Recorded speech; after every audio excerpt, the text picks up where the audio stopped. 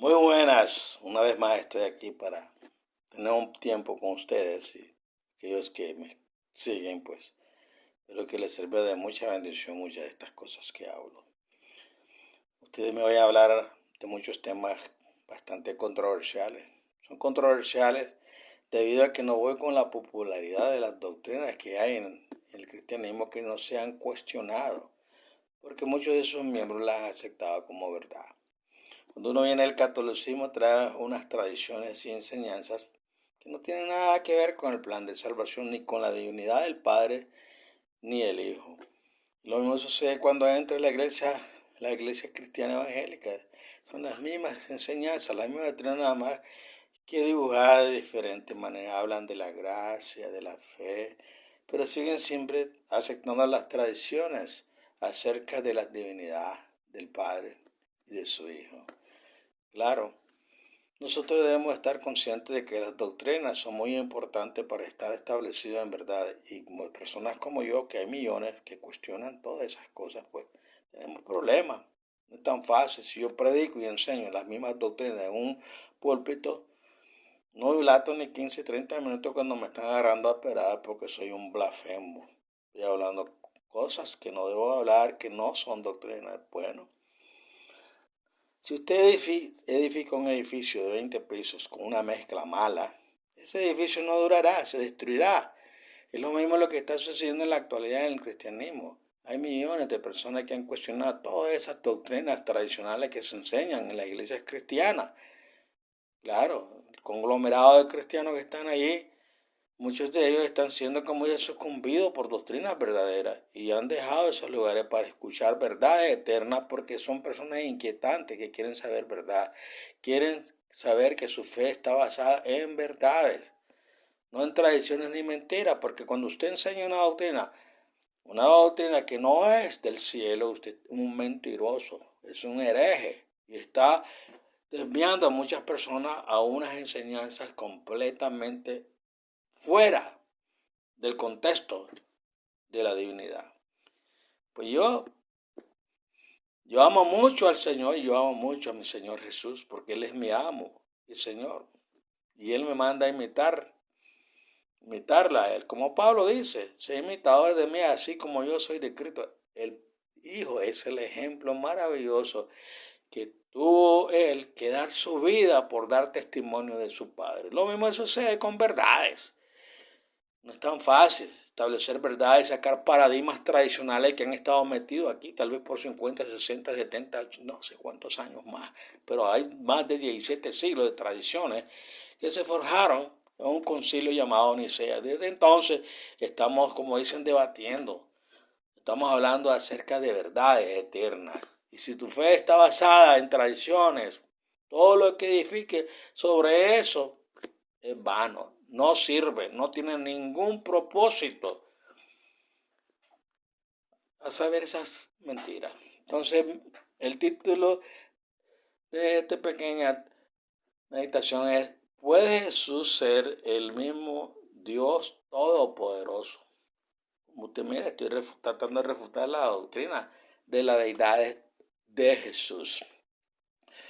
Uno de los puntos de contienda teológico más grandes de nuestra época es respecto a la deidad de Jesús. En este estudio nuestra meta será comprobar que es bíblicamente imposible que Jesús sea el Todopoderoso. Al escuchar estas palabras a continuación de este pequeño estudio, le pido que abra su mente a los argumentos y sus pasajes de apoyo y que reserve su juicio sobre el tema hasta haber considerado toda la evidencia que se citará. La doctrina de la deidad, eso tiene casi 17 siglos de existir. Y a través de la época, las grandes fuerzas religiosas han sumergido al mundo en argumentos que supuestamente apoyan esta idea.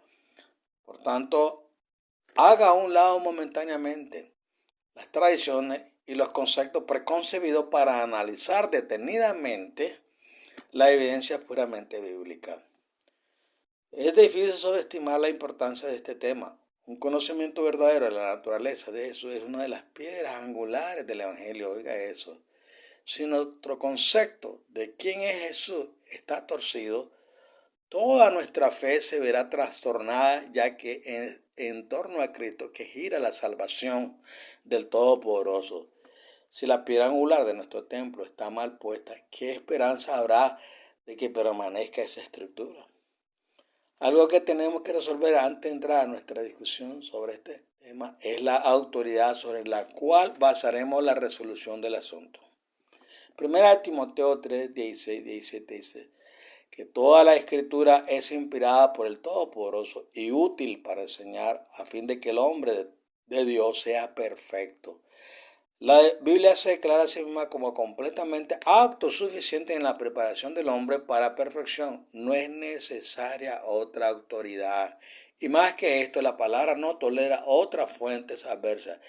Dice en Proverbios 36, no añadirás a su palabra para que no te reprenda y seas hallado mentiroso. Deuteronomio 4:2 es más enfático, hablando del Todopoderoso mismo, no añadiréis a la palabra que yo os mando.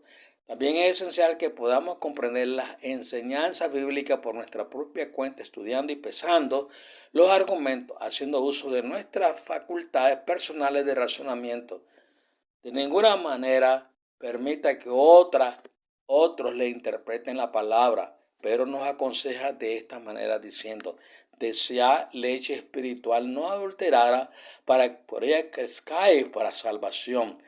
Es esencial que lo que creemos tenga el apoyo de evidencia bíblica sólida y clara, especialmente en cuanto a todas las doctrinas básicas. Igualmente esencial es que descartemos por completo toda fuente extrabíblica. Antes de seguir hablando, hay puntos que voy a tocar. Hay que destacar el problema más profundo creado por el concepto de la deidad de Jesús. En Deuteronomio 6:4 se expresa explícitamente lo que toda la escritura recalca. Oye Israel, Jehová nuestro Elohim, Jehová uno es. Contradecir esto diciendo que Jehová no es uno, sino dos o tres, según sea el caso, es algo muy grande, ya que toda la Biblia maldice la pluralidad de dioses. La enseñanza de la deidad de Jesús trata con el apoyo que tiene en el cristianismo popular de presentarse como lo normal, como la enseñanza que siempre ha sido verdadera. Pero no es este el caso, sino que esta idea es un desvío radical del punto más elemental de toda la escritura. Por tanto, esta doctrina, la de la deidad de Jesús, es la que tiene la obligación de comprobar su veracidad más allá de cualquier incertidumbre, ya que pretende afirmar que el Todopoderoso es simultáneamente plural y singular. Tengo 9 puntos. Usted hágaselo a su pastor. Pregunte eso.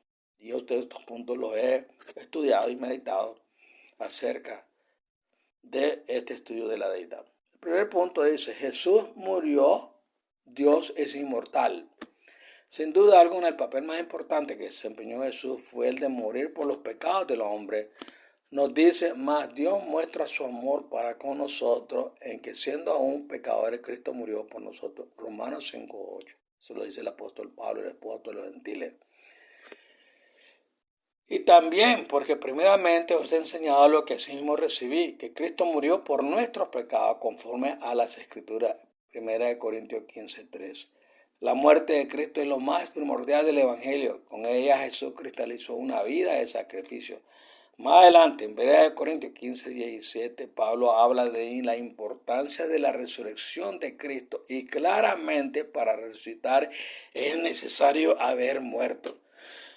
Diciendo: si Cristo no resucitó, vuestra fe es vana. Sin duda alguna, creer que Jesús murió es esencial para el verdadero cristianismo y es realmente algo que nadie puede negar.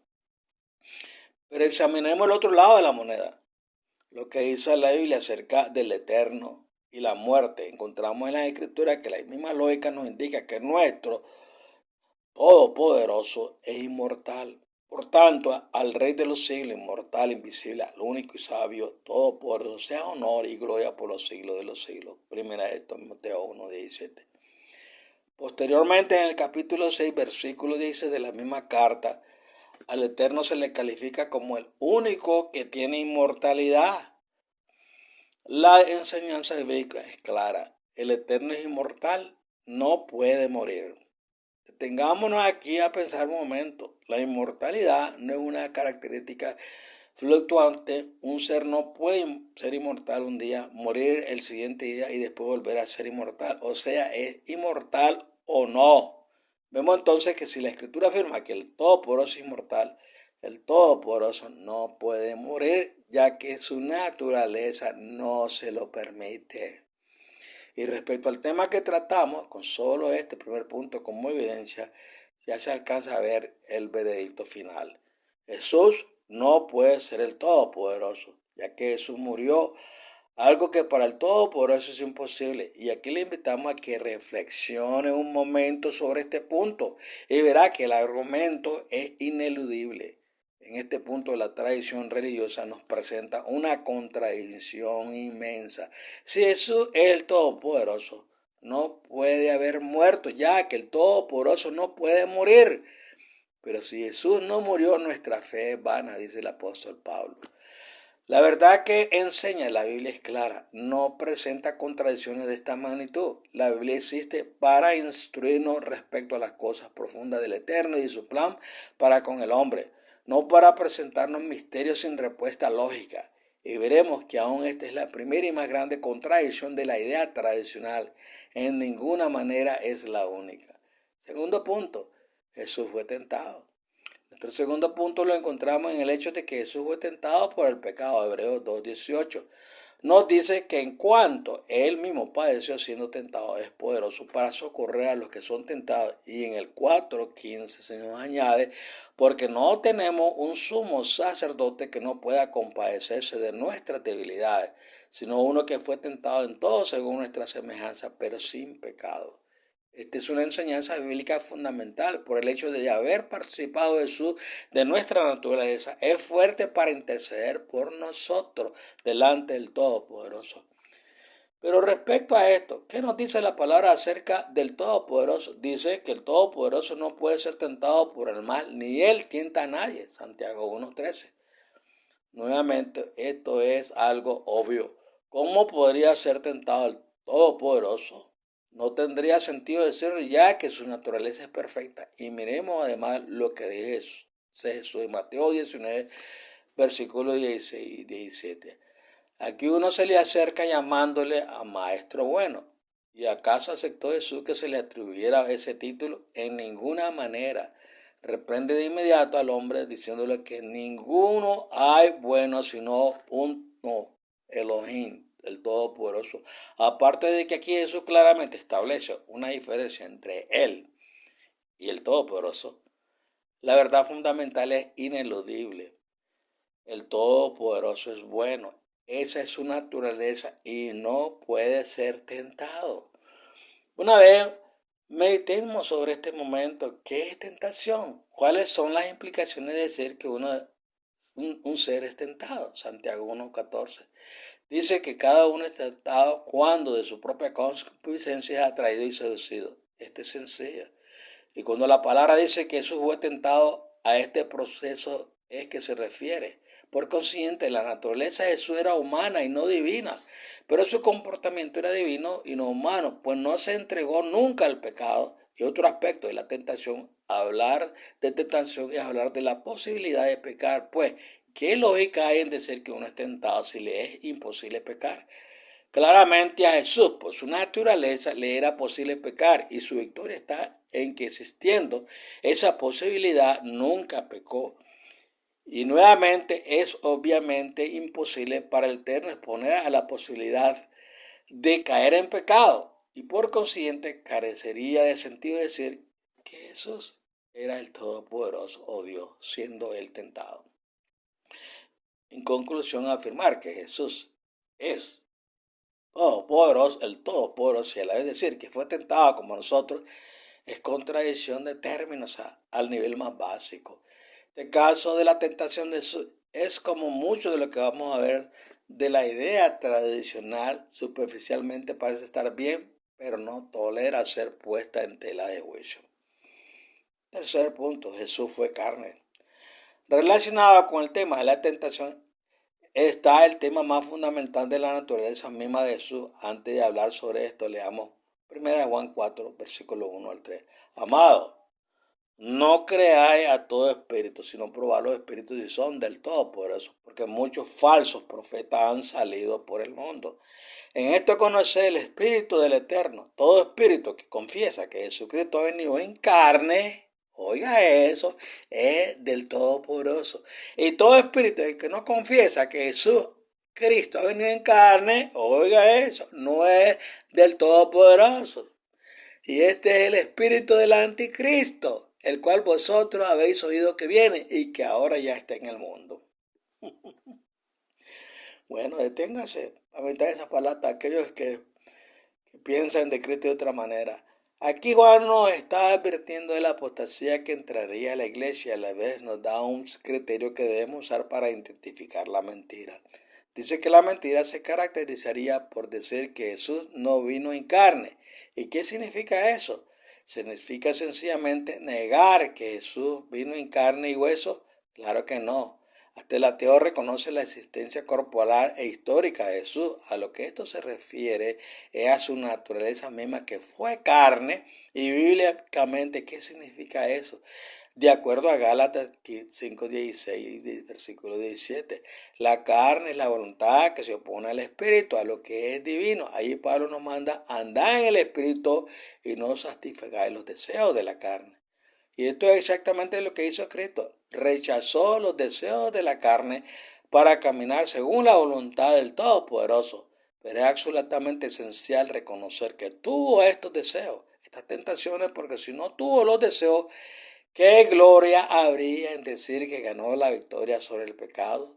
Si no tuvo los deseos, no hubo ni lucha, y del otro lado, ¿cómo nos atreveremos a decir que el Todopoderoso tuvo deseos de hacer el mal? Nuevamente, la idea tradicional nos enfrenta con una tremenda contradicción, cuya única resolución está en el reconocimiento que Jesús y el Todopoderoso son personas distintas. La diferencia entre Jesús y el Todopoderoso está en los aspectos más elementales de su naturaleza, no simplemente en su envoltorio. Y notemos la importancia que le da Juan a esto. Todo espíritu que no confiesa que Jesucristo ha venido en carne no es del Todopoderoso. Y este es el espíritu del anticristo. Consecuencias. No ignore estas palabras, porque si usted tiene ese concepto, está aceptando la doctrina del anticristo. Definir correctamente la naturaleza de Cristo es esencial para nuestra salvación. Si afirmamos que Jesús es el Todopoderoso, o un ángel, o cualquier cosa que no sea hombre en el sentido completo de la palabra, somos anticristo y destinados a destrucción por la ira del Todopoderoso que está por revelarse. No tengamos temor de revisar minuciosamente las cosas que creemos. Temamos mejor la ira del Eterno que viene sobre todo el que rechaza su verdad. Según está los Tesalonicenses, capítulo 2, versículo 7 al 12. Cuarto, el Todopoderoso es omnisciente. Toquemos otro punto respecto a la sabiduría del Todopoderoso. Sin duda todos estarán de acuerdo en que Él es omnisciente, infinitamente sabio. Pero veamos lo que nos dice la Escritura acerca de Jesucristo. Lucas 2:40 relata que Jesús crecía y se fortalecía y se llenaba de sabiduría. Y luego el versículo 52 del mismo capítulo repite que Él crecía en sabiduría. ¿Cuál es la implicación de la palabra crecer en este contexto?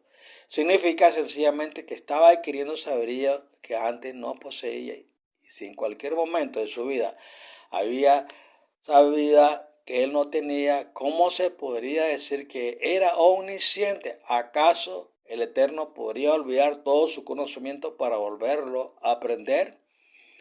Pero la Trinidad, palabra que a propósito no es Biblia, dice que Jesús en ningún momento dejó de ser el Todopoderoso o Dios. Nuevamente, al examinar cuidadosamente un aspecto de la tradición, vemos que la idea no tolera un análisis a la luz de las Escrituras. Jesús era hombre y aprendió como todos aprendemos, en estudio, meditación y experiencia. Y aunque era hijo, por lo que padeció, aprendió la obediencia. Hebreos 5:8. Sin duda alguna, Jesucristo es el hombre más sabio que ha habido, pero no era así desde el día en que nació. Un ejemplo específico de las limitaciones del conocimiento de Jesús es respecto a la fecha de su retorno, cuando él habla sobre ese día en Marcos 13:32. Dice que de aquel día y de la hora nadie sabe, ni aun los ángeles que están en el cielo, ni el Hijo, sino el Padre. A Jesús afirma claramente no saber cuándo le tocaría volver, y no sabiendo esto, será posible que sea Dios el Todopoderoso. Quinto, la cuestión de autoridad. El último punto que pusimos está íntimamente ligado con otra, el de la autoridad de Jesús.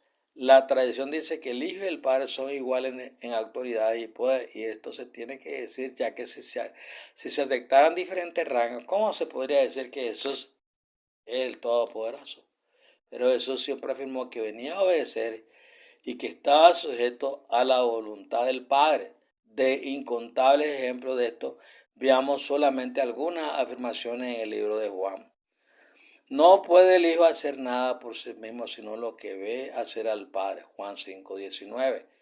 No puedo yo hacer nada por mí mismo. Juan 5:30. Nada hago por mí mismo, sino que según me enseñó el Padre, así hablo. Juan 8:28. Me es necesario hacer las obras del que me envió. Juan 9:4. Porque yo no he hablado por mi propia cuenta. Lo que yo hablo, lo hablo como el Padre me lo ha dicho. Capítulo 12, versículos 49 y 50 de Juan. Porque el Padre mayor es que yo. Capítulo 14, versículo 28. Decida usted. ¿Tiene sentido estas palabras si Jesús es el Todopoderoso mismo? ¿Son estas palabras de un Dios todopoderoso y omnisciente? No lo parece. Estas son las palabras de un hombre, Jesús, el Hijo de Dios enviado para obedecer perfectamente la voluntad del Padre. 1 Corintios capítulo 15, versículos 27 y 28. Dice que al final de los tiempos, Jesús se sujetará al Padre que sujetó a él todas las cosas. El poder y la autoridad de Jesús son muy grandes, pero este poder le es dado a él por el Todopoderoso y está sujeto a su Padre.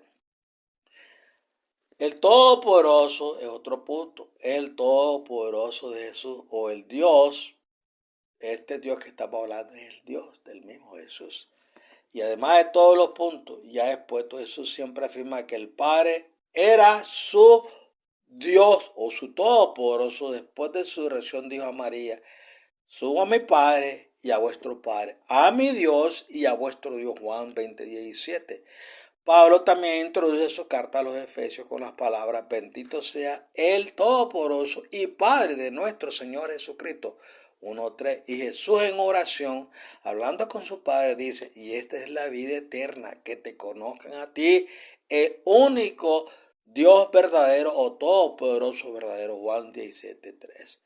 Una vez más, estas no son palabras que hablaría Jesús si fuera él mismo Elohim, todopoderoso, y afirmar que lo era hace que todas estas cosas carezcan de sentido. Otro punto: Jesús oraba dos voluntades. La última cita que vimos nos introduce a otro punto, el de las oraciones de Jesús. Si Jesús era Dios, ¿por qué oraba? ¿Por qué tenía esa necesidad?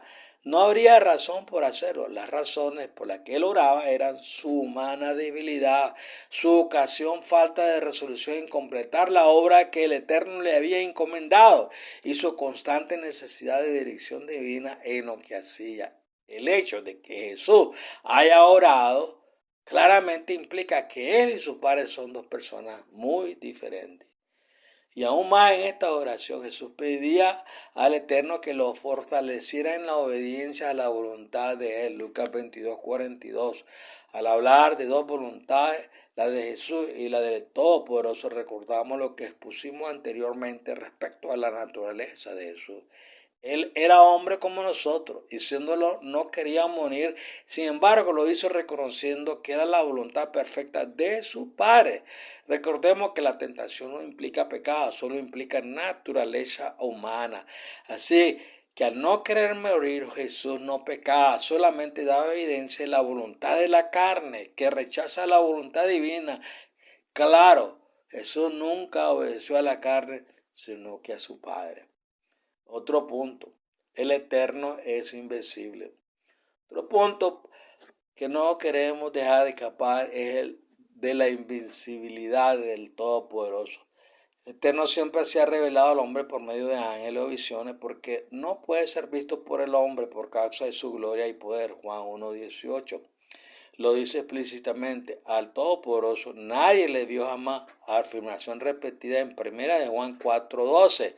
Casi al final de la Biblia nadie ha visto jamás al Todopoderoso. Sin embargo, si se afirma que Jesús es el Todopoderoso, esto nos presentará una gran contradicción, ya que ¿quién negaría que Jesús fue visto? Sin embargo, la idea tradicional no ofrece explicación de este evidente problema y nuevamente se expone la debilidad de ella, muy diferente. La verdad, al darnos cuenta que Jesús no es el Todopoderoso, este problema se evapora de inmediato. En el uso bíblico, el Todopoderoso es el Padre. También otra cosa que el estudiante de la Biblia casual tal vez no note al leer es que la frase Dios Hijo nunca aparece en las Escrituras. Sin embargo, la frase Dios Padre, Dios nuestro Padre, Dios y Padre y otras similares aparecen con mucha frecuencia. Como dice Pablo en 1 Corintios 8, 5 y 6. Pues aunque hay algunos que se llamen dioses con letras chiquitas, sea en el cielo o en la tierra, para nosotros, sin embargo, solo hay un Todopoderoso, el Padre. El Padre es uno y es solamente el Padre. Concluyo. Hay muchos puntos más que podríamos tocar, pero estos son los principales. Como podrá ver, la idea tradicional que dice que Jesús es Dios es absolutamente imposible dentro de las páginas de la Escritura. Pero esta apostasía es muy sutil y se hace pasar por verdad pretendiendo que la única alternativa histórica. Pero si esta idea es en realidad tan antigua, ¿por qué no encontramos una explicación clara en el Antiguo Testamento, que es el fundamento de la revelación del Eterno al hombre? Por última vez, mi amado hermano, apelo a que examine directamente los conceptos tradicionales que son realmente bíblicos. Pero hay un solo Elohim, Dios, y un solo mediador entre Dios, Elohim y los hombres, Jesucristo hombre. 1 Timoteo 2:5. Bueno, llegado a la conclusión de este pequeño tema, espero que le haga servir de mucha bendición y le abra el entendimiento para que usted pueda seguir escudriñando la Escritura. Hay muchos versículos que en otro estudio los voy a traer para que usted los escudriñe y pueda entender bien quién es su Salvador. Su Salvador se llama Yahweh y el medio de la salvación se llama Yeshua, Jesucristo, el Hijo del Hombre. Que el Señor me lo guarde y me lo bendiga y espero que usted aproveche la oportunidad de enviar este mensaje a otros amigos. Se suscriba, lo mande para que puedan ser edificados en verdades. Una doctrina de verdades, no de mentiras, ni de fábulas, ni de tradiciones que se metieron dentro del llamado cristianismo. Jehová me lo guarde, Jehová me lo cuide, Jehová le dé abundancia en su hogar, comida, ropa y lo básico para sobrevivir.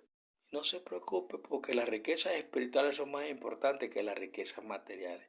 Veramos a Él en gloria muy pronto. Muchas cosas se avecinan a esta tierra que van a traer consecuencias, tragedias. Y muchas personas van a ser destruidas por su decisión que tomen. Si usted conoce al verdadero Elohim, al verdadero Dios Todopoderoso y al mediador, a su Hijo Jesucristo, no tiene ningún problema. Así que para adelante, dejamos en Cristo su hermano, acá, siempre orando y meditando en la palabra de Dios. Bye bye, les amo.